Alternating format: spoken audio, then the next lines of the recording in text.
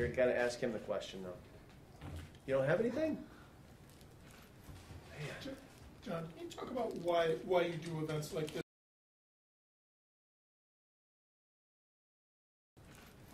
Man. John, can you talk about why you do events like this?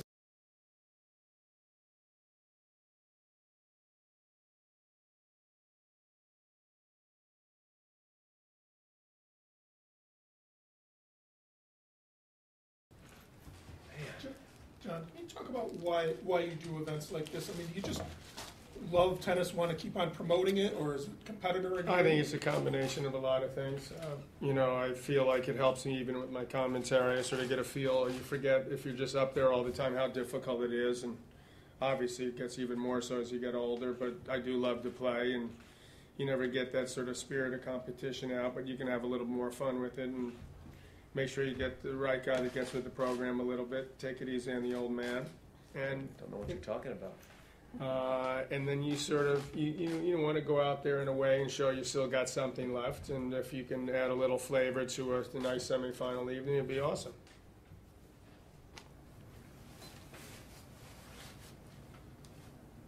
Is it more fun when you're interacting with the crowd rather than just, letting your intensity show on the court when you played back in the old days?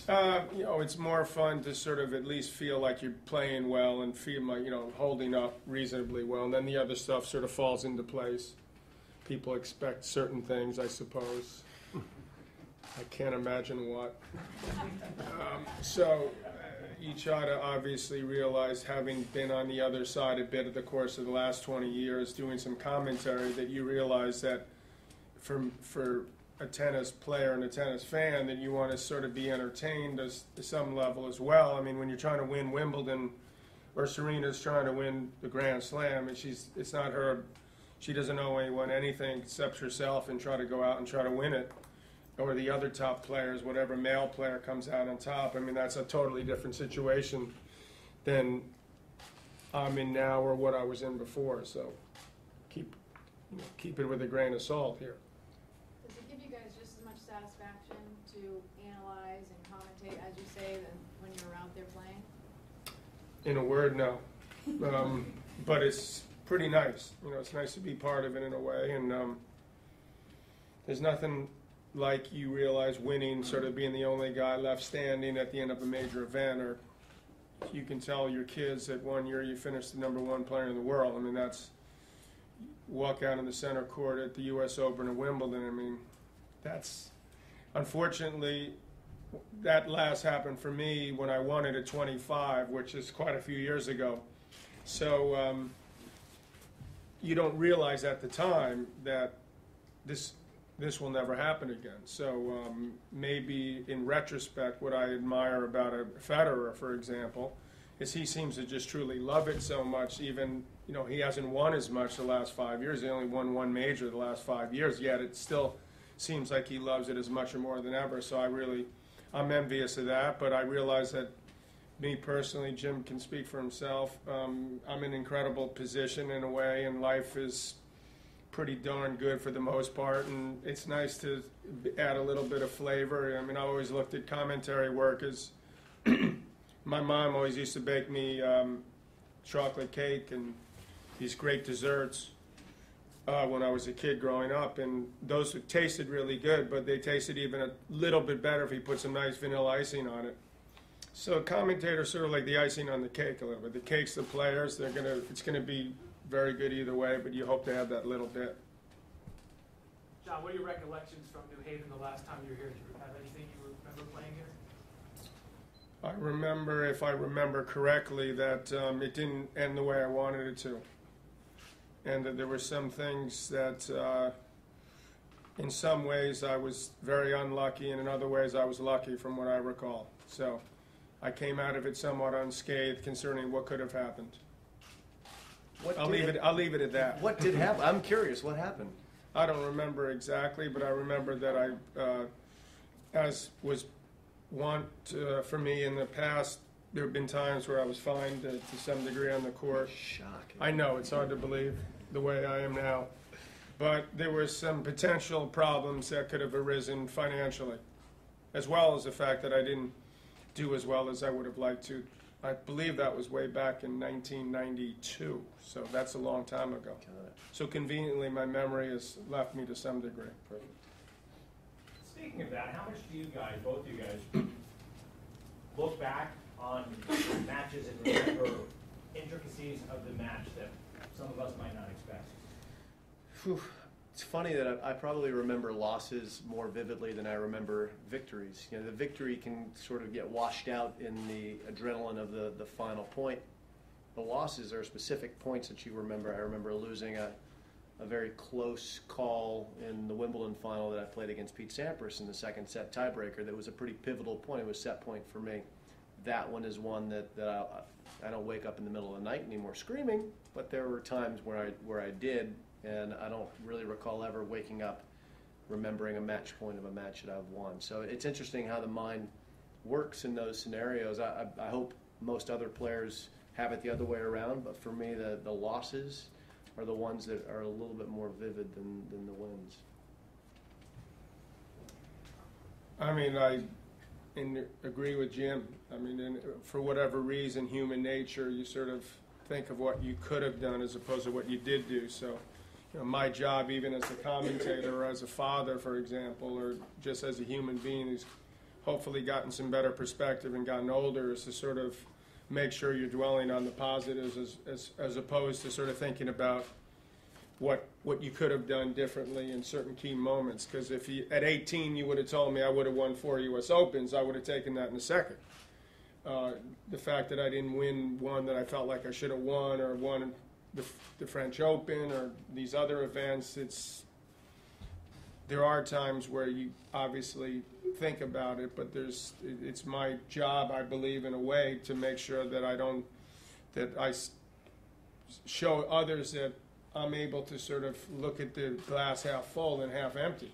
I mean, if I can't look in the position I'm in and think my life is a hell of a lot better than I thought it was going to be, then I'd be crazy. Since these matches are more kind of about entertainment and showmanship, how does the level of trash talking change now that you two are facing each other? Oh, I think it'll amplify. I hope it'll amplify.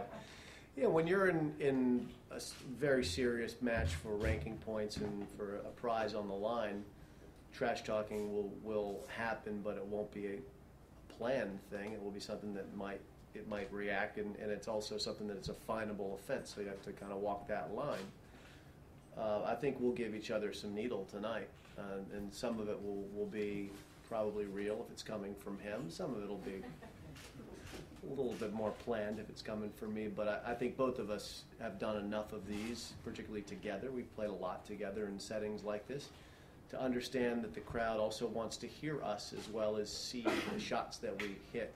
So they have a connection.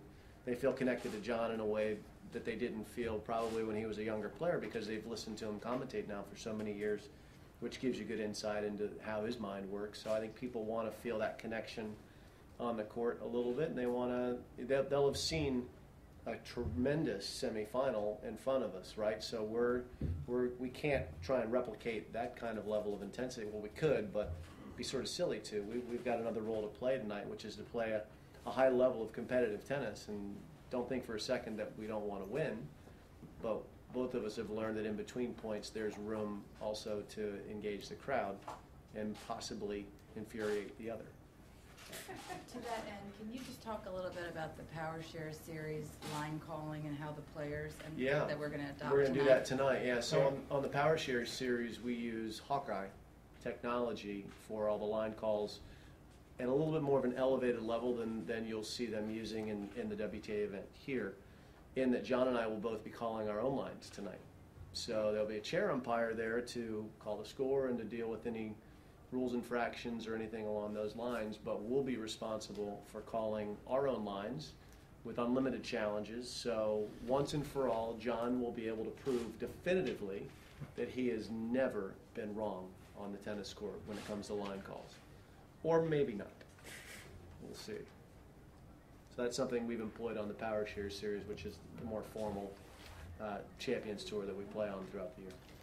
In order for this to work long term, which I think would be unbelievable for tennis in general, doubtful that it will happen, but nonetheless, I think it would be great, have to be more fan involvement as far as sort of making the calls in a way, because oftentimes, 90% of the time, or if not more, we know right away it was out. So sometimes the players don't even call it out, and the fans are unsure of whether it was in or out. And you don't get that energy so we would prefer, because we've experimented with this a little bit. And to me, the one thing that's lacking so far is that people seem confused because they're waiting for a call, and in some cases not getting, and we forget sometimes to call it ourselves. So there's hopefully we'll figure out a way to get people calling it for us. God, he's so lazy in his old age. He can't even call Save it. my energy for the You tennis. can do it in the juniors. Anyway, it'll be fun. I'll try to It'll be something different for, I think, people in the audience tonight to check out. So I'll just make sure I verbalize when you Yeah. miss all those shots. Yeah, my serve. I keep missing my first serve. Why do you do all these events? Is it because it's a business, because you feel like you want to continue to give back to tennis or generate more? Well, I love the sport, and along the lines of what John said, I'm so lucky to still be involved in it in a few different ways, and playing is the purest form, obviously, to have a chance to come play against someone that I respect so much like John and go out there and compete is something that I don't know how long I'll get to do that in a public forum. I think I'll always compete with friends and peers, as long as I'm capable of playing tennis, but to do it in this setting, I don't know how many years I'll get. I want to take advantage of all these opportunities, and Ann's been wonderful about having me here now for the second year. Last year I got to play against James Blake. This year it's against John. So, to get to play quality players like that in this setting, in this environment, hopefully it adds something a little bit different for the fans as well, who are, again, seeing great WTA tennis action, and maybe they get a little different flavor from us. I think it's a really nice combination. And this is not the first tournament that we've done this together, and John and I have played in Canada and in Charleston and WTA events as well, and it's always been well received, and I think it'll be well received tonight. John, do the competitive juices flow in a night like this, or is this more just... My competitive juices always flow. I mean, I don't step on the court that often anymore, so a match like this is way more meaningful for me than it may appear, because I don't know how many matches I will be doing this. I played on Jim's tour. I played 10 nights there, but I probably played a total of 15 to 20 days the entire year. So it's not as if I've been playing tons of tennis. So these matches, for me, the last singles match I played was before Wimbledon. The next one I have scheduled is not for another month. So I think less is more in a way as you get older, so it allows me time to sort of mentally and physically train and get ready and feel like I'm going to give it my best shot and convince myself that I actually can play a little bit. So the message, McEnroe, pumped up, ready to go. When you say you don't play, is that like you don't play in competitive matches? But does that include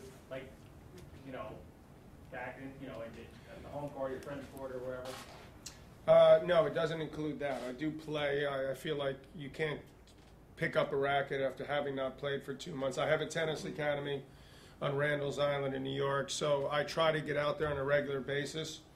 I've had some type of injury issues recently that feel a lot better now, but that makes it at times, obviously, if you're hurt, you got to do some rehab and you're not on the court as much as you like. So I haven't gotten quite as many reps recently the last few months, but I'm heading in a good direction that I'm optimistic for down the rest of this year.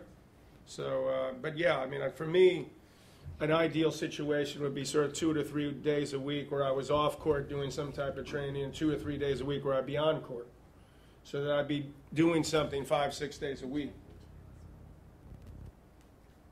Is it more fun now for you guys? Maybe not for you. Is there something fun about it, the fact that this isn't your livelihood per se, you can go out, compete, and kind of have a good time, win or lose? I can't speak for John. He'll do that, I'm sure, in a second. But for me, I think it's easier to be relaxed in this setting. It's easier to appreciate the opportunity. Losing and winning will never quite feel as intense as it was when you woke up in the morning and if you'd lost the night before, you felt like your world was over. And I'm glad, frankly, that I have more perspective in my life than that right now. I feel much more balanced. when I go out. I really do love to compete. I love to go out there and play.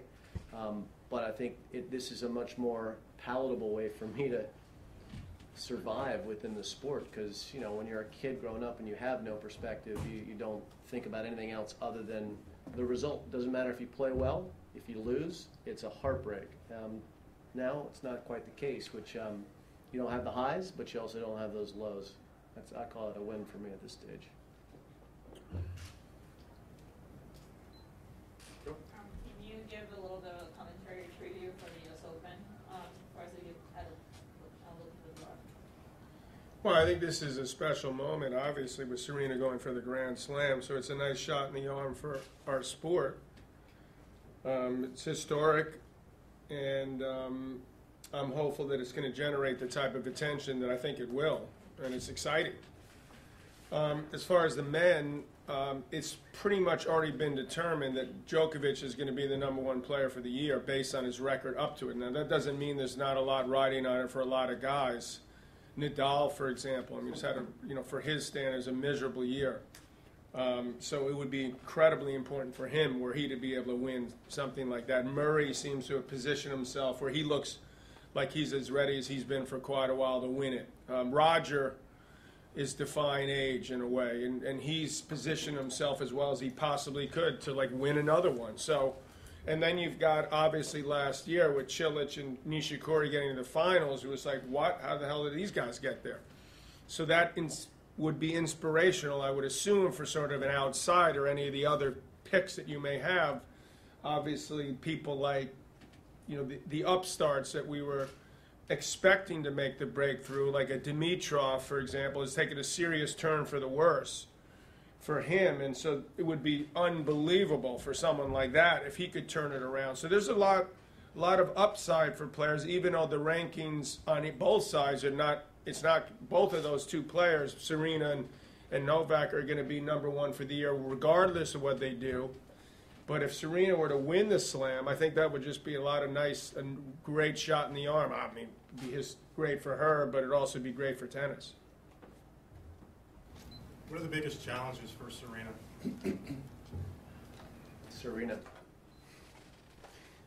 She showed this year if she plays B-level tennis that she's winning these tournaments. She's found a way in the last 3 or 4 years to actually win without her best stuff, whereas before she could beat herself with a lot of errors. So I think history is a huge opponent for her, though. I do think that she has to feel the weight of pressure, and her coach is talking a lot about it in the press right now, which is probably smart.